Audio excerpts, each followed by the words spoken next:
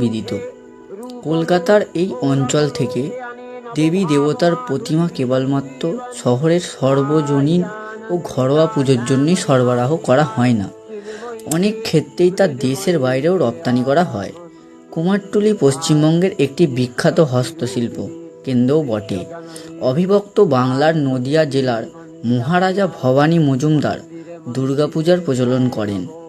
পরে নবদ্বীপ, শান্তিপুর, কৃষ্ণনগর থেকে কুমোররা ভালো আয়ের আশায় এই কলকাতায় বসবাস করতে শুরু করেন। এরপর 1757 সালে শোভাবাজার রাজবাড়ির রাজা নবকৃষ্ণ দেব কলকাতায় দুর্গাপূজা শুরু করেন। তখনকার দিনে কুমোররা জানতো না যে সিংহ কীরকম দেখতে হয়, তাই রাজা নবকৃষ্ণ দেবের বাড়ির দুর্গা প্রতিমায় সিংহের জায়গায় ঘোড়ার রূপ দেওয়া হয়। সেটির প্রচলন আজ অবধি অব্যাহত।